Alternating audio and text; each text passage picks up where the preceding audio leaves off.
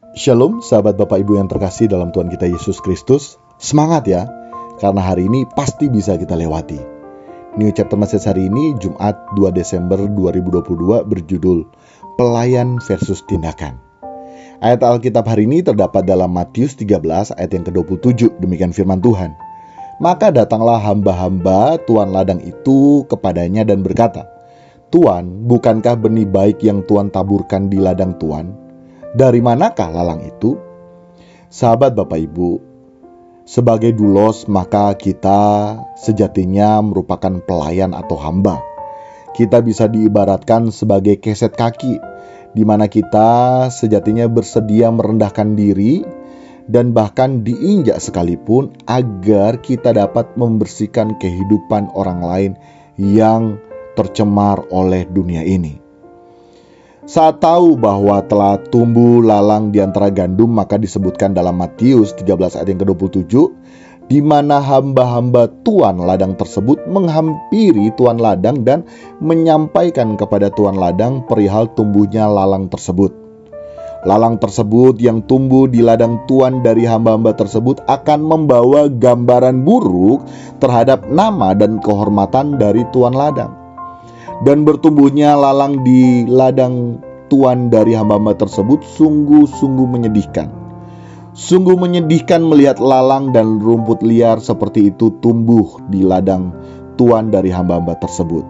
Sementara tanah yang baik menjadi sia-sia begitu saja, dan benih yang baik dihimpit. Hubungannya dengan kehidupan kekristenan saat ini, yakni semakin merajalelanya kejahatan-kejahatan dan semakin bertumbuhnya berbagai macam kecemaran di lingkungan sekitar kita.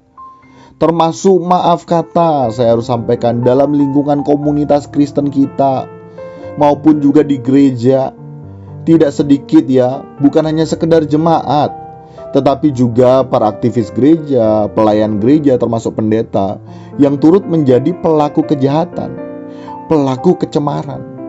Kejahatan di sini, kecemaran di sini memang bukan secara ekstrim ya, seperti halnya membunuh.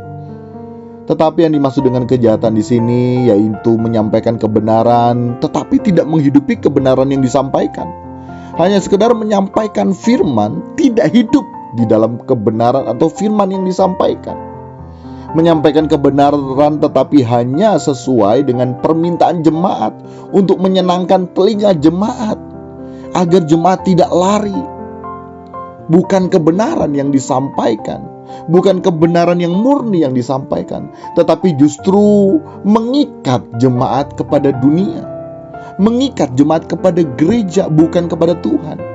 Ini semua membawa gambaran buruk terhadap nama dan kehormatan Kristus.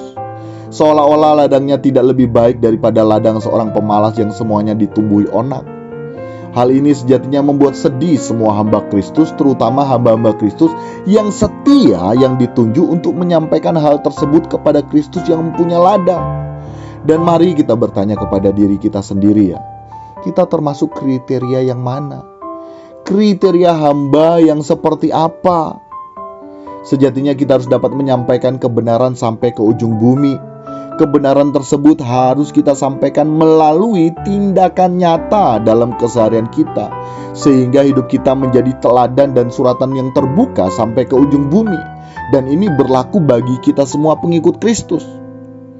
Demikian di chapter Message hari ini, kiranya dapat memberkati kita sekalian. Salam berkemas pulang, salam serupa dengan Yesus. Tuhan Yesus memberkati.